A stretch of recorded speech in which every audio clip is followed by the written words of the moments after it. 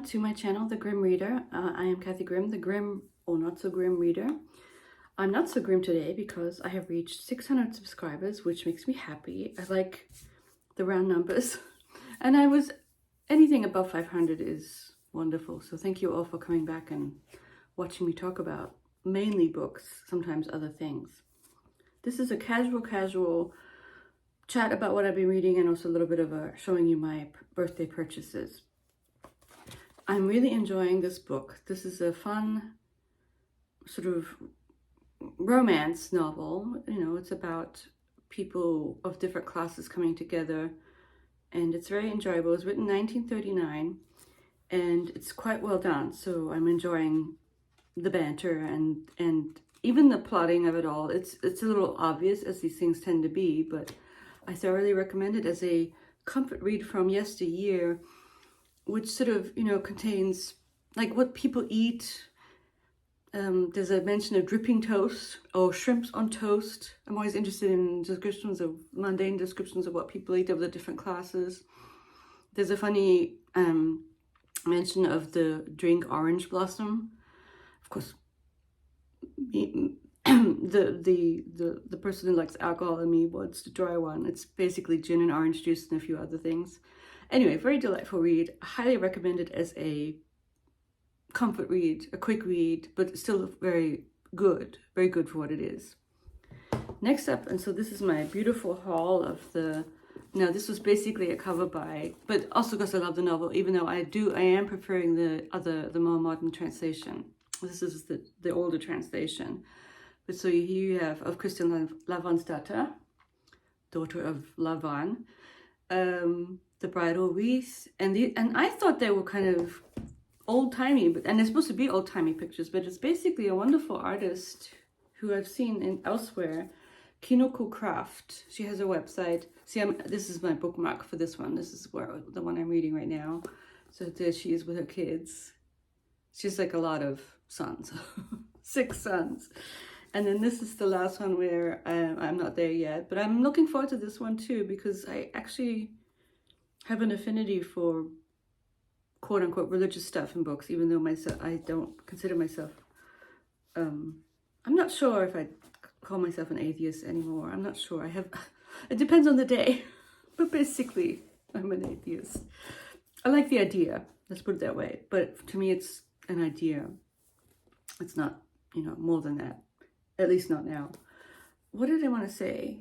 Yeah, so Kinoko Craft. Oh yes, a little bit about this one, not too much because I am running out of time here.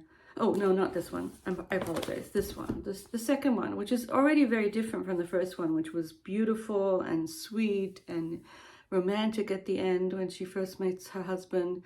This one is much more about the trials and tribulations of being an adult and being an adult woman and giving birth over and over again. And that's actually thematized more at the beginning with her first one, but less and less so. She just keeps having them. And there's less mention of the actual birth situations. But also there is a lot of parenting stuff and how she has to deal with these kids. And I don't know, her husband, what, you know, she kind of paid dearly for what she did in the first book. And the writing is still very good, but I'll have to get more clarity on what I think is slightly less enchanting about this one. I mean, it's sort of like, because she's just describing these people over and over again, their moods change somewhat. Sometimes it seems somewhat abruptly, and especially with Kristin, I'm not really getting a clear sense of her. Well, I am getting a sense of what kind of person she is, but she's tormented, and so she's happy, she's sad. She's usually not happy because of all the stuff that's going on, but we're not always with her as much. That's the thing. We're not always with her. And so the perspective is more varied. I think that's partly it. Because sometimes we're with her husband, and that's a totally different kind of perspective. Not entirely. We're not really with him, but we see there's just more about him, and less. It's less. She's less in the foreground sometimes, and I kind of miss that, I guess. On the other hand, we have to find out what happens to him. So still very, very good. And overall, it's still 5 stars for sure. Let me know if you've read it and what your thoughts are. Moving on quickly now to my little mini haul from the nice bookstore that we're at, a new bookstore that we go to now and then for special occasions, basically when I say we have to, like my birthday. Joseph Betts, outside of Cincinnati. And I picked up, these were just kind of things I saw them, well, you know, that I thought I would like. And then one strange book, but maybe not so strange. The first thing I picked up, and I'm curious, I think I remember reading a little bit about it. It looks like a dark academia book. I like the cover. And I like that it's focusing on words, language. And so I thought I would pick this up. I didn't see that it's a Reese's book club, which is neither here nor there if it's a good book. But yeah. So tell me if you've heard about this and what you thought. I did kind of do the 112 test where you kind of read 112 a little bit. And it was actually interesting. Yeah, so I am intrigued by this because I love words and I teach, you know, words, and I love etymology stuff. So I thought I would, and you know, I thought it'd be a good choice. Another one I picked up is, I mean, I think my favorite book from last year was Blood Meridian. So I didn't have as much success with All the Pretty Horses, which I set aside, partly because I was reading it on my Kindle, which means it's easier to set things aside. But I remember not getting into it as much. And so I started the opening of this one, and I don't know where it fits in his oeuvre, and I liked it. Oh, I didn't read the first page. I started chapter 1. There's actually something else. But anyways, chapter 1 had that kind of wow start that I like, that I had with Blood Meridian. So I got this one. It's not so long. I'm looking forward to it. And then the only other thing I got is, I just have an affinity for this kind of type of stuff. So tell me if you do too. The Farmer's Almanac. And even though I don't farm, for sure, I'm not even a gardening person, although a part of me would like to be more of one. I love reading about, you know, the weather and the star stuff. And you have little articles about things. I just love this type of, when it goes through a year type thing. It's almost like Reader's Digest. Not quite, but there's something about time in here. There's little essays that you can read. And of course, the main thing is the calendar. And I love reading about the farmer's calendar. Oh, this page, did I do this? This page is kind of torn. What happened there? Because it's not that well. Oh, wow. Messed up a little bit. I wonder if that was me.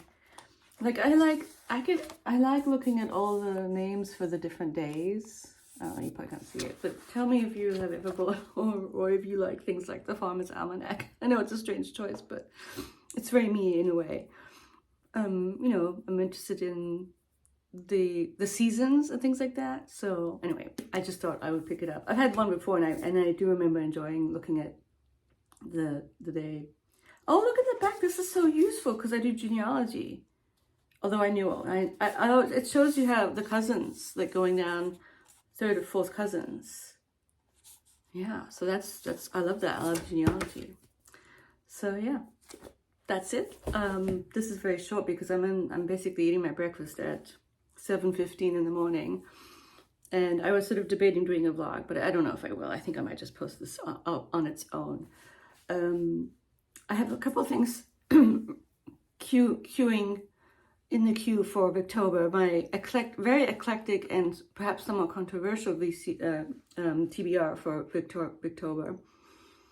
One question I have about Victober is, I know it's supposed to be England and Ireland, but it was an empire. So, you know, authors from, at least at some point, India, if they wrote in English, I don't know. And then, of course, the colonies where I'm from, Australia and New Zealand. Wouldn't they also be considered Victorian writers?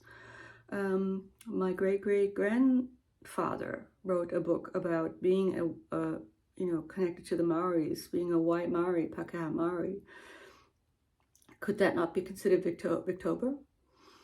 And, you know, I have people on the Channel Islands. Anyway, I'm always sort of pushed to thinking about the concept of Victober a little bit. And I do have some authors I want to read, but there's something /British, and so I'm going to claim these people as Victorian writers, even though they don't really fit what you expect. That'll be later when I'm waiting for books to come in, so for that. And I think that's what I'm going to talk about right now. I might come back and tell you a little bit more about the other reads. They're still on the docket, they're still fine, but I haven't really progressed that much with them. This will be a short video for me, so I hope you're doing well. Thank you for subscribing, and I'll be back very soon with some kind of thing. I'll have something to talk to you about. Bye-bye.